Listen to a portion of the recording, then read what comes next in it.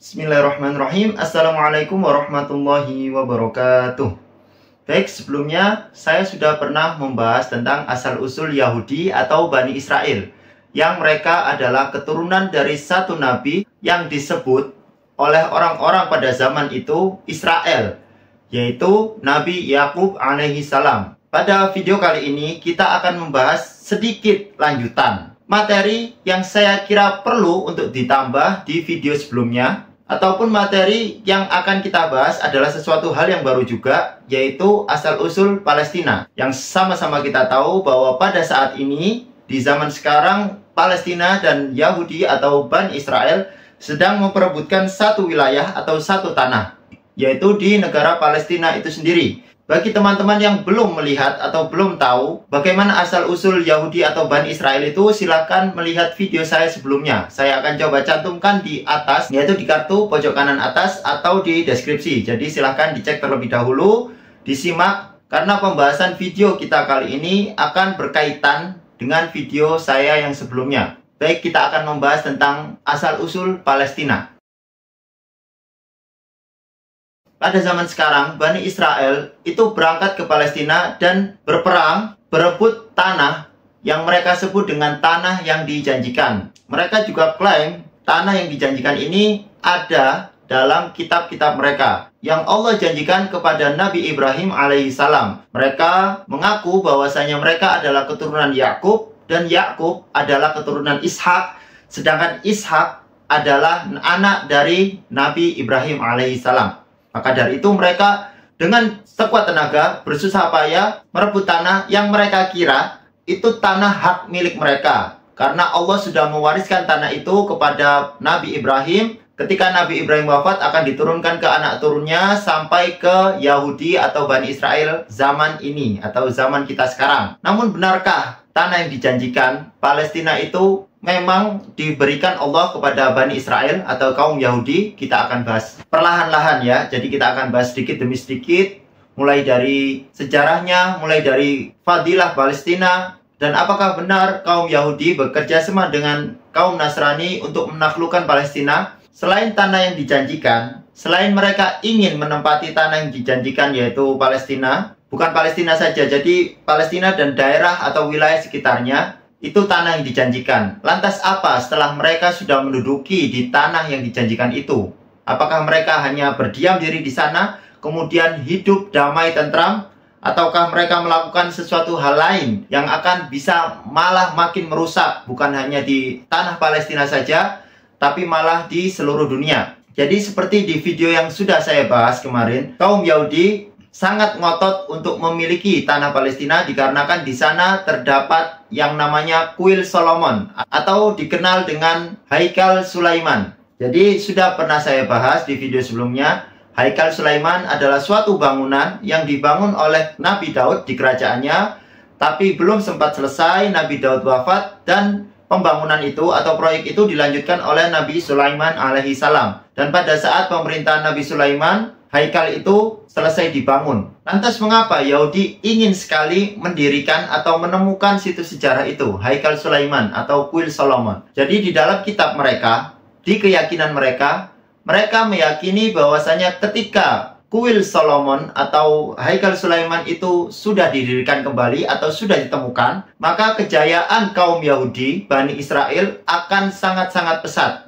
Kemajuannya di bidang apapun di dunia ini, mereka akan menguasai dunia. Dan bukan hanya itu, ketika Kuil Solomon atau Haikal Sulaiman itu sudah dibangun kembali, terbentuk sempurna, mereka menantikan satu orang atau satu makhluk yang akan memimpin mereka di kemudian hari, di masa depan, yang akan memimpin peradaban manusia yang lebih maju dengan kaum Yahudi sebagai yang nomor satu di dunia. Siapakah itu? Siapakah makhluk itu? Itu adalah Dajjal Al-Masih.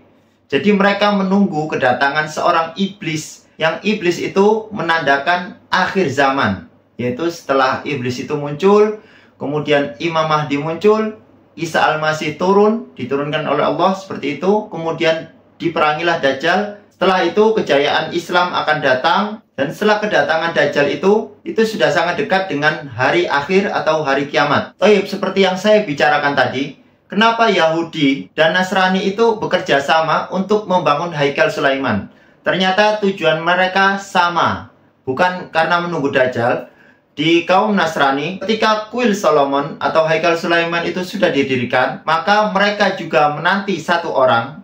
Yang bedanya satu orang itu bukanlah Dajjal, laknatullah alaih, tapi Isa Al-Masih, atau mereka kenal sebagai Tuhannya mereka, yaitu Yesus. Tapi di agama kita, agama Islam, Isa bukanlah Tuhan, melainkan Isa hanyalah utusan, seperti nabi-nabi sebelumnya. Dan memang dijelaskan di dalam Al-Quran, dijelaskan di dalam agama kita, agama Islam, bahwasanya ketika Dajjal muncul, maka Imam Mahdi muncul dan Isa juga muncul. Bahkan ketika Dajjal muncul, besok Imam Mahdi dan Nabi Isa alaihissalam akan menyatukan kekuatan untuk melawan Dajjal la'natullah alaih. Dan ini memang benar, dibenarkan oleh agama Islam. Dan kita sebagai umat Islam harus meyakini sesuatu hal yang diberitakan oleh Allah, oleh Rasulullah SAW. Walaupun menurut kita itu sesuatu hal yang tidak mungkin atau mustahil di zaman sekarang. Kita menyatakan itu mustahil karena kemampuan otak kita belum mampu untuk memikirkan hal itu. Contoh kecilnya, bukan di dalam hal agama. Pernahkah orang dulu berpikir bahwasanya besi apakah bisa terbang di udara? Pada zaman itu, orang yang mengatakan besi bisa terbang di udara adalah orang yang disebut gila.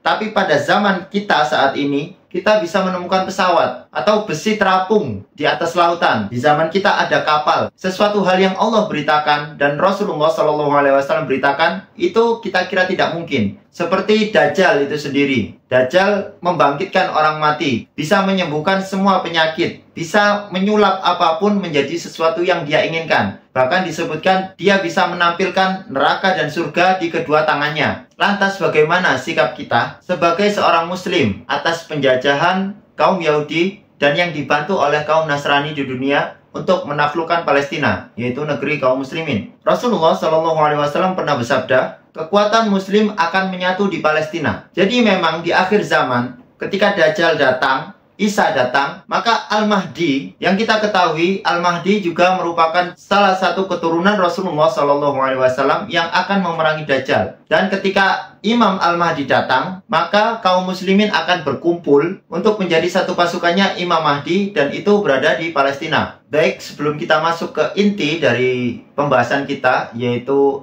bagaimana sejarah Palestina, siapakah penduduk asli Palestina, saya akan membahas fadilah-fadilah negeri Palestina atau negeri Sam secara umum. Yang pertama, kiblat pertama kaum muslimin ada di negeri Sam, di Palestina, yaitu di Baitul Maqdis. Sampai pada satu waktu ketika Rasulullah SAW sholat asar menghadap ke Baitul Masjid, turunlah satu ayat yang berbunyi, fawalli wajhaka syatral masjidil haram, pindahkanlah kiblatmu ke Masjidil Haram. Jadi pada waktu itu sholat asar, ketika di rakaat kedua atau rakaat ketiga, Rasulullah langsung memalingkan wajah, memalingkan badan ke Masjidil Haram yang menjadi kiblat baru bagi kaum muslimin. Tapi tetap keutamaan Baitul Maqdis pernah menjadi kiblat pertama kaum muslimin. Fadilah yang kedua, Nabi Muhammad SAW pernah Isra ke Baitul Maqdis, dan Nabi juga pernah mengimami para nabi yang lain untuk sholat di Baitul Maqdis. Allah Subhanahu wa taala berfirman, Subhanalladzi asra bi 'abdihi lailam minal masjidil harami ilal masjidil aqsa. Itu adalah suatu keutamaan Masjidil Aqsa. Jadi tempat itu juga spesial. Karena apa? Pada saat Isra dan Mi'raj, Rasulullah SAW mendapatkan satu perintah dari Allah, dan perintah itu adalah perintah yang agung.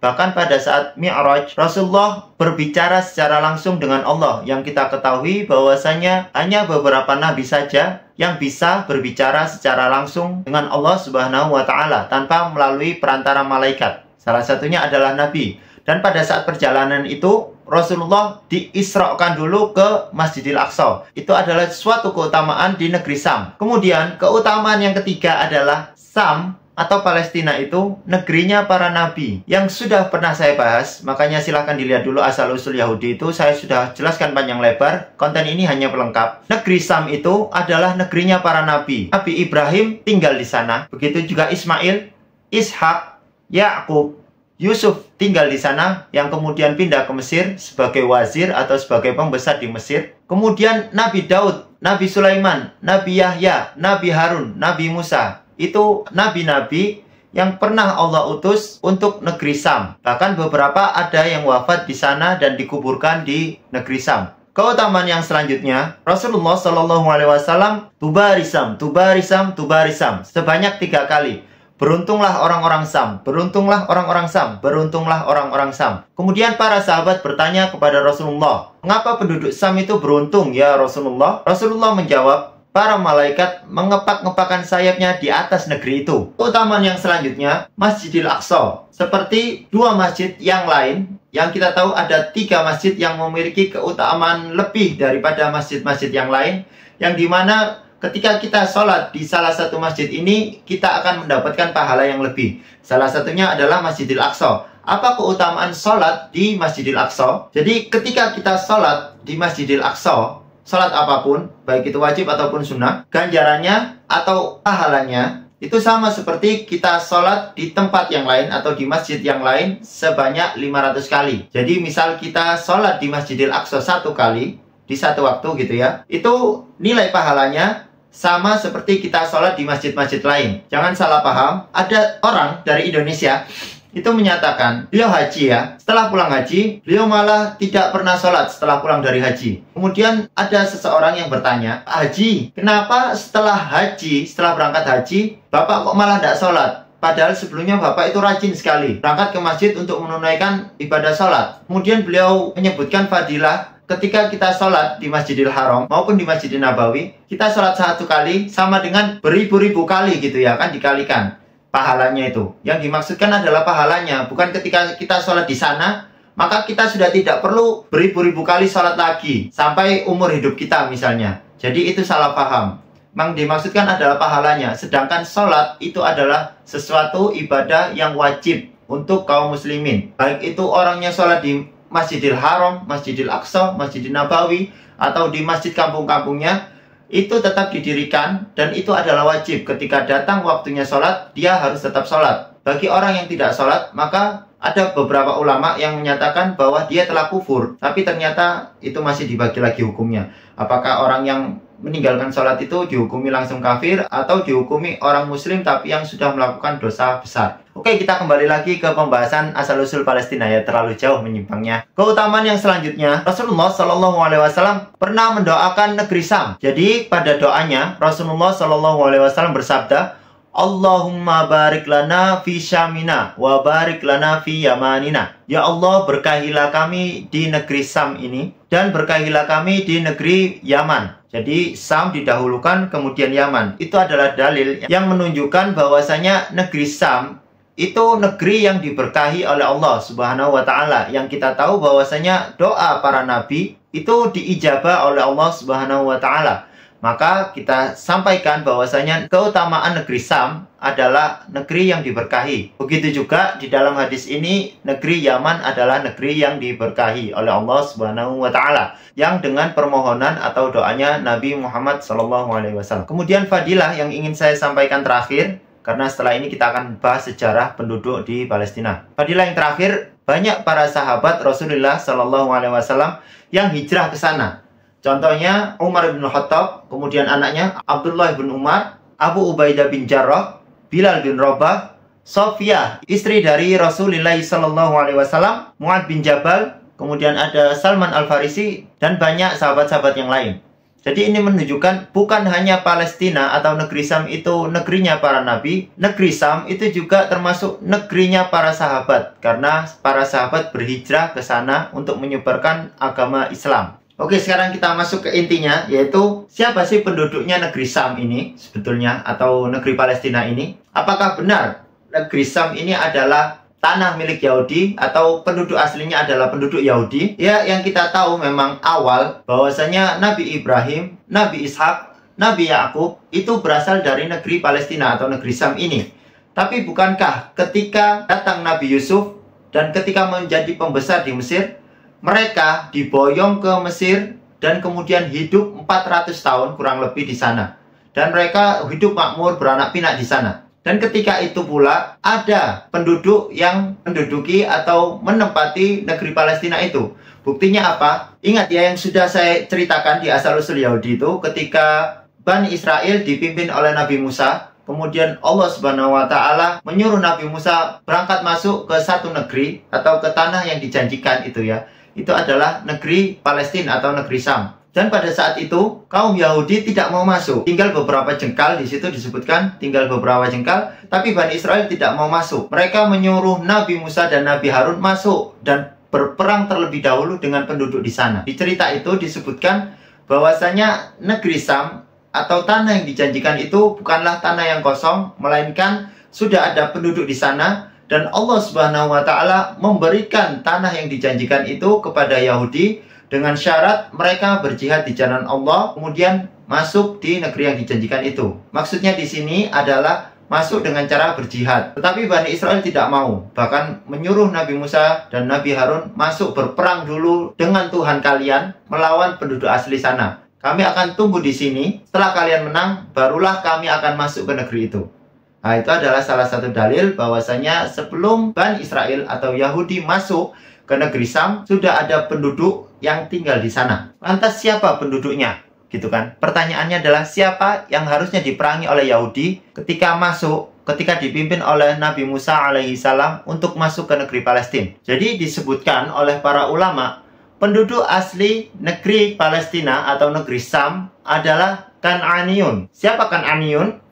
Kan'aniyun adalah anak keturunan dari Sam. Siapa Sam? Sam adalah salah satu anak dari Nabi Nuh alaihissalam. Jadi Nuh punya 4 anak, salah satunya adalah Sam yang menetap di Jazirah Arab. Pada suatu waktu terjadi paceklik atau suatu kemarau yang panjang. Karena Bani Kan'aniyun ini tidak mampu untuk bertahan hidup di Arab, akhirnya mereka hijrah, cari tempat atau tanah yang bisa mereka tinggali agar bisa hidup di sana. Dan mereka menetapkan diri mereka di negeri Sam. Maka dari itu, penduduk awal dari negeri Sam atau Palestina adalah kaum Kan'aniyun. Selain Kan'aniyun, di Palestina atau di negeri Sam itu ada 2 kabilah yang lain. Yang pertama ada Amuriyun, salah satu kabilah yang hidup atau tinggal di lembah-lembah Palestina. Kabilah yang kedua adalah Yagusiyun. Kaum Yagusiyun ini tinggal di sekitaran Quds atau Baitul Maqdis atau Masjidil Aqsa. Sedangkan kaum yang ketiga, Kan'aniyun, mereka tinggal di kota Ariha. Ariha adalah salah satu kota tertua. Sebelum ada kota-kota di dunia ini, maka kota Ariha adalah kota pertama yang ada di dunia ini. Kapan muncul kata atau nama Palestina? Jadi seperti kita tahu pada saat ini Palestina lokasinya berdekatan dengan Mesir. Tetapi pada zaman dahulu Palestina dan Mesir adalah satu kesatuan, satu negeri yang utuh seperti itu. Kemudian ada satu kelompok penyerang yang ingin menyerang Mesir. Singkat cerita, pertempuran pada saat itu dihentikan dengan cara perjanjian. Kaum penyerang meminta satu tanah atau satu wilayah pada kaum Mesir. Wilayah yang diminta adalah wilayah Palestina ini. Pada zaman itu, wilayah Palestina ini bukan bernama Palestina, tapi Al-Falas. Yang lambat laun disebut Palestina, dan pada saat zaman kita sekarang disebutlah Palestina. Itulah sejarah nama Palestina, dan siapa penduduk asli Palestina, dan mengapa Yahudi yang pada saat ini mengaku-ngaku penduduk asli adalah tanah yang dijanjikan untuk mereka. Pada zaman dahulu, Nabi Ibrahim alaihissalam itu dijanjikan oleh Allah Subhanahu wa Ta'ala, tanah yang dijanjikan yang dimaksud adalah tanah Sam. Tetapi ada penjelasan lain bahwasanya ternyata negeri Sam ini bukan diwariskan kepada keturunan Nabi Yakub. Bukan pada keturunannya Nabi Ishak, tapi pada keturunannya Nabi Ismail. Berarti kaum muslimin lah yang sesungguhnya mendapatkan janji Allah untuk tanah yang dijanjikan ini. Baik, kita akan bahas sedikit demi sedikit ya. Pada saat itu, kaum Yahudi diusir oleh Romawi dari negeri Palestina itu. Yang sudah saya ceritakan, kemudian mereka dibawa untuk dijadikan budak. Setelah perpecahannya 2 kelompok itu, dari 10 kabilah dan 2 kabilah itu, akhirnya mereka kan berhamburan di bumi ini. Tetapi setelah penguasaan Palestina oleh Romawi, datanglah Islam yang dipimpin pada saat itu khalifahnya adalah Umar bin Khattab yang berhasil mengalahkan Romawi dan mendapatkan tanah Palestina atau negeri Sam ini. Umar bin Khattab mengharamkan Bani Israel atau kaum Yahudi untuk tinggal menetap di daerah Sam atau di Baitul Maqdis. Jadi Umar bin Khattab, generasi terbaik kita, para sahabat yang mewarisi kepemimpinan dari Abu Bakar, sebelumnya adalah Nabi Muhammad SAW, mengharamkan Yahudi untuk masuk atau tinggal di Baitul Maqdis. Jadi para ulama menyebutkan bahwasanya Yahudi zaman ini, zaman sekarang itu mengklaim dengan klaim yang palsu, yaitu klaim akan tanah yang dijanjikan adalah dijanjikan kepada Yahudi. Jadi memang pada waktu itu Nabi Ibrahim alaihissalam dijanjikan oleh Allah tanah, yang tanah itu batasnya adalah Sungai Nil sampai ke Sungai Efrat yang ada di Irak. Dan pada zaman sekarang, Yahudi yang merasa keturunannya Nabi Ibrahim mengklaim hal itu. Ketika Palestina saat ini sudah dikuasai Yahudi misalnya, atau pada masa yang akan datang, mereka tidak akan berhenti sampai berhasil mengklaim daerah yang Allah janjikan kepada bapak mereka, yaitu Nabi Ibrahim, dengan janji Allah kekuasaannya adalah dari Sungai Nil sampai ke Sungai Efrat. Mereka tidak akan pernah berhenti sampai menguasai semua wilayah itu. Jadi bagaimana Yahudi bisa masuk ke Palestina? Sedangkan Yahudi yang kita ketahui ketika dikalahkan oleh Romawi, mereka berpencar di dunia ini entah kemana saja karena mereka sudah porak-poranda dihancurkan oleh bangsa Babilonia pada saat itu. Jadi pada tahun 1917, Yahudi melobi bangsa Inggris. Pada saat itu bangsa Inggris memang memiliki beberapa wilayah yang sudah dijajah. Maka dari itu juga kita ketahui bahwasanya bahasa internasional kita adalah bahasa Inggris. Karena negeri Inggris adalah negeri yang paling banyak menjajah negara-negara lain di dunia. Maka dari itu kaum Yahudi pada saat itu di tahun 1917 Masehi melobi Inggris meminta satu wilayah agar mereka bisa tinggal di sana. Dan wilayah yang diberikan oleh Inggris adalah wilayah Palestina. Maka dari itu Yahudi berangkat ke Palestina dan di sana mereka dilindungi oleh Inggris. Mereka dimakmurkan atau dinyamankan, diberi fasilitas oleh bangsa Inggris. Dan sifat bangsa Inggris kepada kaum muslimin di sana sangat bertolak belakang. Mereka sangat anti dengan kaum muslimin. Maka dari itu mereka sangat mendukung kaum Yahudi yang memerangi kaum muslimin. Jadi saya kembali ke klaimnya mereka, yang dijanjikan kepada Nabi Ibrahim alaihissalam itu sudah terjadi pada zamannya Nabi Musa. Ketika Nabi Musa wafat, mereka belum masuk memang, karena mereka memang dihukum tidak boleh memasuki negeri itu selama 40 tahun. Tapi setelah itu mereka masuk dengan satu nabi, atau beberapa ulama mengatakan satu orang solih yang bernama Yusha bin Nun. Mereka berhasil masuk di sana dan mereka makmur. Bahkan mereka sempat mendirikan 12 hakim untuk memberikan hukum-hukum di antara 12 bani mereka. Sebetulnya klaim yang diberikan oleh Allah Subhanahu wa taala, tanah yang dijanjikan, pada saat Allah Subhanahu wa taala menyuruh Musa masuk ke tanah yang dijanjikan, Allah telah membatalkan itu. Kenapa? Karena mereka telah menentang Allah, tidak mau berjihad di sana. Bahkan Allah menghukum mereka tidak diperbolehkan atau diharamkannya tanah itu selama 40 tahun atau 40 masa. Jadi klaim mereka tanah yang dijanjikan kepada mereka itu juga sudah dibatalkan oleh Allah Subhanahu wa taala. Bahkan digantikan hukuman oleh Allah, dirundung rasa kebingungan selama 40 tahun, tidak bisa masuk atau menetap di suatu negeri. Dan pada saat itu pula, pada waktu yang panjang 40 tahun atau 40 masa itu, para Yahudi itu tidak atau sedikit sekali memiliki keturunan yang Yahudi murni. Maksudnya Yahudi murni adalah sesama Bani Israel menikah dan menghasilkan keturunan yang murni dari Bani Israel, yaitu dari kaum Yahudi.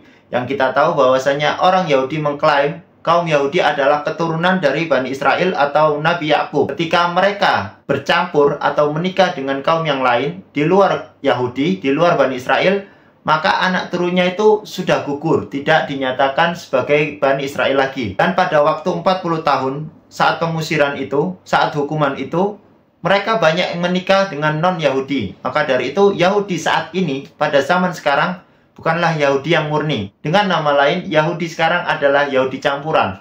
Dan Yahudi campuran tidak berhak atas tanah yang dijanjikan kepada Bani Israel murni. Sekarang kalaupun benar pada zaman ini, zaman sekarang, Yahudi yang ada di Palestina, yang sedang merebut tanah yang dijanjikan adalah Yahudi murni, yang masih memiliki nasab sampai ke Nabi Yakub, tidak berpengaruh sama sekali. Mengapa? Karena mereka menentang, bahkan melawan kaum muslimin di sana. Bukan hanya melawan, bahkan membumi, hanguskan, melakukan genosida di sana. Mereka melakukan kekufuran, karena mereka tidak mengakui Nabi Muhammad SAW sebagai Nabi terakhir. Tanah yang dijanjikan itu Allah janjikan kepada Bani Israel yang taat dan beriman kepada Allah. Orang yang beriman kepada Allah juga mengimani bahwasanya Nabi Muhammad SAW adalah Nabi terakhir. Ketika mereka mengingkari Nabi Muhammad sebagai Nabi terakhir, maka mereka bukanlah orang yang beriman lagi. Terputuslah janji Allah atas tanah yang dijanjikan itu. Dan saya bawakan tafsir dari para ulama tafsir, terutama Ibnu Katsir, yang menafsirkan satu ayat Al-Quran, yang ayat ini juga menjadi dalil para Yahudi yang menyatakan bahwasanya tanah yang dijanjikan atau tanah Palestina adalah tanah mereka. Allah Subhanahu wa taala berfirman, "Ya qaumi dkhulul ardal muqaddasata allati kataballahu lakum." Jadi itu adalah dalilnya kaum Yahudi saat Allah Subhanahu wa taala memerintahkan mereka, kaum mereka masuk ke ardal muqaddasah. Yang dimaksud adalah tanah yang dijanjikan tanah suci itu. Klaim itu, kata para ulama, tidak berbentuk abadi, tidak berlaku sampai ke anak turunnya sekarang. Perintah untuk masuk itu pada zaman Allah menjanjikan kepada mereka. Jadi pada saat itu mereka tidak masuk ke negeri yang dijanjikan, maka klaimnya sudah selesai. Allah membatalkan perintah untuk masuk ke tanah itu. Dan para ulama juga menyatakan janji kepada Nabi Ibrahim itu sudah terjadi pada zamannya Nabi Musa yang sudah saya katakan, yang dilanjutkan oleh Nabi Yusha bin Nun. Dan itu sudah selesai. Janji itu sudah terpenuhi oleh Allah Subhanahu wa taala. Setelah itu mereka keluar sendiri kan dari Palestina atau dikeluarkan. Ya karena kesalahan mereka sendiri, berpecah belah antar mereka setelah meninggalnya Nabi Sulaiman alaihissalam. Setelah itu mereka berpencar dengan keadaan yang hina atau dihinakan oleh kaum lain. Karena itu sudah janji Allah, itu adalah sebagai hukuman dari Allah untuk kaum yang selalu membangkang, menentang Rasul yang dikirim oleh Allah kepada mereka. Bahkan di dalam kitab mereka, mereka dilarang masuk ke Baitul Maqdis karena kekufuran, kesesatan, dan kemaksiatan mereka. Itu ada di kitab mereka sendiri. Yang jadi pertanyaan saat ini, Allah menjanjikan tanah suci itu, Sam atau tanah Palestina, kepada orang yang beriman. Jadi, siapakah pewaris dari tanah suci ini atau tanah yang dijanjikan ini? Yang dijanjikan kepada Nabi Ibrahim alaihissalam, kepada anak turunnya juga. Anak dari Nabi Ibrahim ada dua, yaitu Ishak dan Ismail. Dan keturunan Ismail, Bani Israel, Yakub, dan seterusnya itu, yang 12, itu sudah tidak diakui oleh Allah Subhanahu wa taala dikarenakan kekufuran mereka. Satu-satunya yang disebutkan keturunan Nabi Ibrahim adalah Ismail, yang bukan lain adalah penduduk Arab. Jadi silahkan disimpulkan sendiri, silahkan cari referensi yang lain. Jadi itu yang bisa saya sampaikan berdasarkan apa yang sudah saya baca, apa yang saya sudah pelajari, apa yang sudah saya riset secara kecil-kecilan. Semoga bermanfaat dan semoga Allah berikan kemerdekaan kepada kaum muslimin yang ada di Palestina. Allah berikan pertolongan kepada mereka. Allah jayakan agama Islam ini di muka bumi ini. Dan Allah segera menghukum kaum Yahudi laknatullah alaih. Baik, cukup sekian videonya. Semoga bermanfaat, semoga menambah wawasan. Wassalamualaikum warahmatullahi wabarakatuh.